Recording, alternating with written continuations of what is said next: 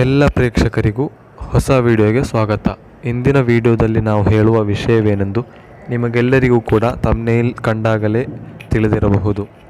ಇಂದು ಬಹಳ ಪ್ರತ್ಯೇಕವಾದಂತಹ ಒಂದು ವಿಷಯವಾಗಿದೆ. ಪ್ರೀತಿಯ ಸಹೋದರರೇ, ನೀವೀಗ ಈ ಸ್ಕ್ರೀನ್ನಲ್ಲಿ ಕಾಣುತ್ತಿರುವುದು ನಮ್ಮ ಭಾರತದ ಕಳೆದ ಪ್ರೈಮ್ ಮಿನಿಸ್ಟರ್ಗಳ ಫೋಟೋವಾಗಿದೆ, ಪ್ರಧಾನಮಂತ್ರಿಗಳ ಫೋಟೋವಾಗಿದೆ.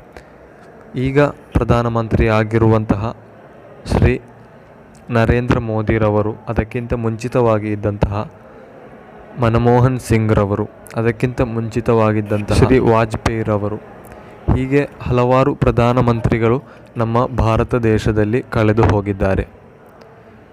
1947ರಲ್ಲಿ ನಮಗೆ ಸ್ವಾತಂತ್ರ್ಯವೂ ಸಿಕ್ಕಿತು.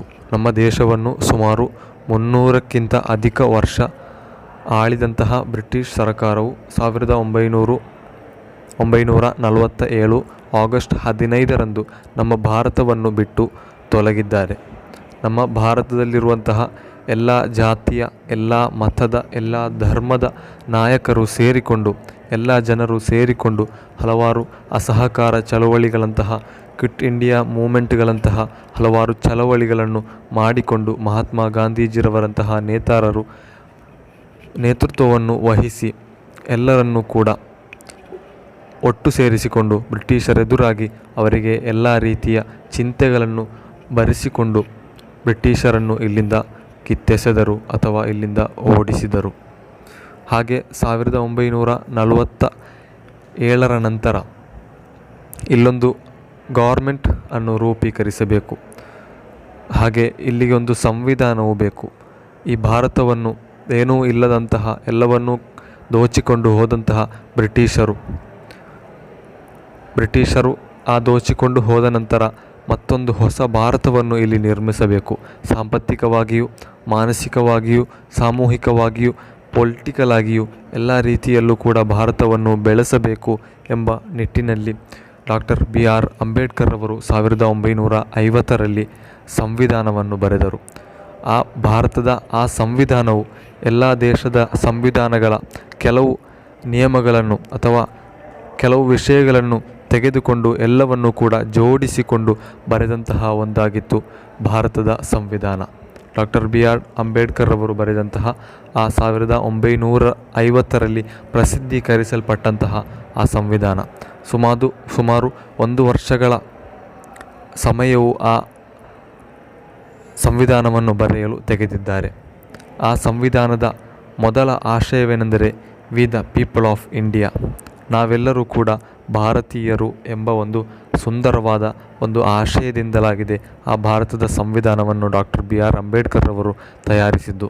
ಅವರು ಹಾಗೆ ಹೇಳಲಿಕ್ಕಿರುವ ಪ್ರಧಾನ ಏನೆಂದು ಹೇಳಿದರೆ, ಭಾರತವು ಜಾತ್ಯತೀತ ದೇಶ, ಯಾವುದೇ ಮತಕ್ಕೂ ಯಾವುದೇ ಜಾತಿಗೂ ಇಲ್ಲಿ ಪ್ರತ್ಯೇಕ ಪರಿಗಣನೆ ಇಲ್ಲದಂತಹ ಒಂದು ದೇಶವಾಗಿದೆ. ಆದರೆ ಹಲವಾರು ದೇಶಗಳಿದೆ, ಅಲ್ಲಿ ಪ್ರತ್ಯೇಕವಾಗಿ ಕೆಲವು ಮತಗಳಿಗೆ, ಕೆಲವು ಜಾತಿಗಳಿಗೆ ಪರಿಗಣನೆ ಇರುವಂತಹ ದೇಶಗಳು. ಉದಾಹರಣೆಗೆ ಹೇಳುವುದಾದರೆ ಸೌದಿ ಅರೇಬಿಯಾ ಅಥವಾ ಪಾಕಿಸ್ತಾನ್ ಮುಸ್ಲಿಂ ರಾಷ್ಟ್ರಗಳಾಗಿದೆ. ಆದರೆ ಭಾರತಕ್ಕೆ ಅಂತಹ ಒಂದು ಯಾವುದೇ ಮತದ, ಜಾತಿಯ ಪರಿಗಣನೆ ಇಲ್ಲ, ಎಲ್ಲರೂ ಕೂಡ ಇಲ್ಲಿ ಒಂದೇ.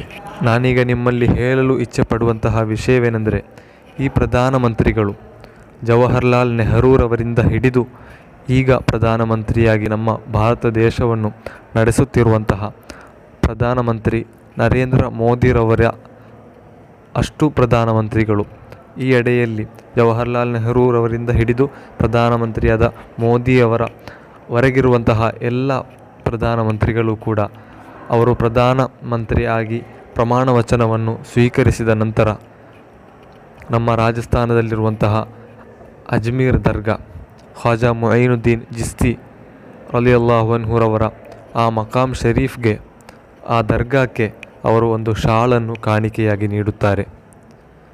ಯಾಕೆಂದು ಹೇಳಿದರೆ ಅದು ಅಂದಿನಿಂದಲೇ ಬಂದಂತಹ ಒಂದು ವಿಷಯವಾಗಿದೆ. ಯಾಕಂದರೆ ಹಾಗೆ ಶಾಲು ನೀಡದಿದ್ದರೆ, ಆ ಮಕಾಮ್ಗೆ ಕಾಣಿಕೆಯಾಗಿ ಶಾಲು ನೀಡದಿದ್ದರೆ ಅವರ ಆ ಅಧಿಕಾರವು ಹೋಗುವುದು, ಅವರಿಂದ ಆ ಅಧಿಕಾರದಿಂದ ಅವರು ವಂಚಿತರಾಗುವುದು ಎಂಬ ಒಂದು ವಿಶ್ವಾಸವು ಎಲ್ಲರಿಗೂ ಕೂಡ ಇದೆ. ಅದು ಹಲವು ಬಾರಿ ಸಂಭವಿಸಿದೆ ಎಂದು ಹಲವಾರು ಜನರು ಹೇಳುವುದನ್ನು ಕೇಳಿದ್ದೇನೆ. ನಮ್ಮ ಕರ್ನಾಟಕದಿಂದ ಪ್ರಧಾನಮಂತ್ರಿಯಾದಂತಹ JDSನ ವರಿಷ್ಠರಾದ ದೇವೇಗೌಡರು ಅವರು ಪ್ರಧಾನಮಂತ್ರಿಯಾಗಿ ಇದ್ದದ್ದು ಬರೀ 6 ತಿಂಗಳುಗಳು ಮಾತ್ರ ಎಂದು ನಾವೆಲ್ಲರೂ ಕೂಡ ತಿಳಿದವರಾಗಿದ್ದೇವೆ. ಬರೀ 6 ತಿಂಗಳುಗಳ ಕಾಲ ಮಾತ್ರ ಏಕೆ ಆದರೂ ಅವರ ಅಧಿಕಾರವು ಹೇಗೆ ಹೋಯಿತು ಎಂದು ಕೇಳಿದರೆ ಅದಕ್ಕಿರುವ ಉತ್ತರವು ಅವರು ಅಜ್ಮೀರ್ ಮಕಾಮ್ ಶರೀಫ್ಗೆ ಶಾಲನ್ನು ಕಾಣಿಕೆಯಾಗಿ ನೀಡಲಿಲ್ಲ ಎಂಬುದಾಗಿದೆ ಎಂದು ಹಲವಾರು ಜನರು ಹೇಳುವುದನ್ನು ಕೇಳಿದ್ದೇನೆ. ಅದರ ನಿಜಾವಸ್ಥೆ ಏನೆಂದು ನನಗೆ ಗೊತ್ತಿಲ್ಲ. ಹಾಗೆ ಆಗಿರಬಹುದು. ಬರೀ ಹೇಳುವುದನ್ನು ಕೇಳಿದ್ದು ಮಾತ್ರ. ಅದಕ್ಕಿರುವ ಇನ್ವೆಸ್ಟಿಗೇಷನ್ಗಳನ್ನು ನಾನು ಮಾಡಲಿಲ್ಲ. ಆದ್ದರಿಂದ ಪ್ರೀತಿಯ ಸಹೋದರರೇ, ನನಗೆ ಹೇಳಲಿಕ್ಕಿರುವುದು ಅಂದಿನಿಂದ ಹಿಡಿದು ಇಂದಿನವರೆಗೆ ಇರುವ ಎಲ್ಲ ಪೊಲಿಟಿಷಿಯನ್ಗಳು ರೆಸ್ಪೆಕ್ಟ್ ನೀಡುವಂತಹ, ಬಹುಮಾನ್ಯ ನೀಡುವಂತಹ, ಆಧರಿಸುವಂತಹ ಒಂದು ಮಕಾಮ್ ಶರೀಫ್ ಆಗಿದ್ದು, ಅದೇ ರಾಜಕೀಯದವರ ಅನುಯಾಯಿಗಳು ಅಥವಾ ಕಾರ್ಯಕರ್ತರು ಇಂದು ಆ ಮಕಾಮ್ ಶರೀಫ್ಗೆದುರಾಗಿಕೊಂಡು ಇಂದು ಪ್ರವರ್ತಿಸುತ್ತಿರುವಾಗ, ಕಾರ್ಯನಿರ್ವಹಿಸುತ್ತಿರುವಾಗ ಅವರ ಅಧಿಕಾರವು ಹೇಗೆಯಾಗಬಹುದು?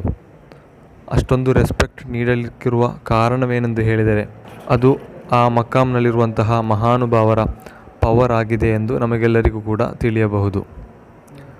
ಹಾಗೆ ಪವರ್ ಇದೆ ಎಂದು ತಿಳಿದಿದ್ದರೂ ಕೂಡ ಅವರ ವಿರುದ್ಧವಾಗಿ ಕಾರ್ಯವನ್ನು ನಿರ್ವಹಿಸುತ್ತಿರುವುದು ಎಷ್ಟೊಂದು ದೊಡ್ಡ ಆಘಾತಕಾರಿಯಾಗಿದೆ ಎಂದು ನಾವೆಲ್ಲರೂ ಕೂಡ ಚಿಂತಿಸಬೇಕಿದೆ. ಪ್ರೀತಿಯ ಸಹೋದರರೇ, ಇವರು ಈಗ ಮಾಡುತ್ತಿರುವುದು ಏನೆಂದರೆ ಆ ಮಕಾಮ್ ಶರೀಫ್ನ ಅಡಿಯಲ್ಲಿ ಶಿವಲಿಂಗವಿದೆ ಎಂದು ಸುಳ್ಳು ಸುದ್ದಿಯನ್ನು ಹರಡಿಸಿಕೊಂಡು ಬರೀ 1911ರಲ್ಲಿ ಬರೆಯಲ್ಪಟ್ಟಂತಹ ಒಂದು ಪುಸ್ತಕದ ಆಧಾರದಲ್ಲಿ, ಆ ಪುಸ್ತಕದಲ್ಲಿ ಆ ಬರೆದವರು ಬರೆದಿದ್ದಾರೆ ಎಂಬ ಒಂದು ಆಧಾರದಲ್ಲಿ ಅವರೀಗ ಸುಪ್ರೀಂ ಕೋರ್ಟ್ನ ಸನಿಹಕ್ಕೂ ಕೂಡ ಅವರು ತಲುಪಿದ್ದಾರೆ.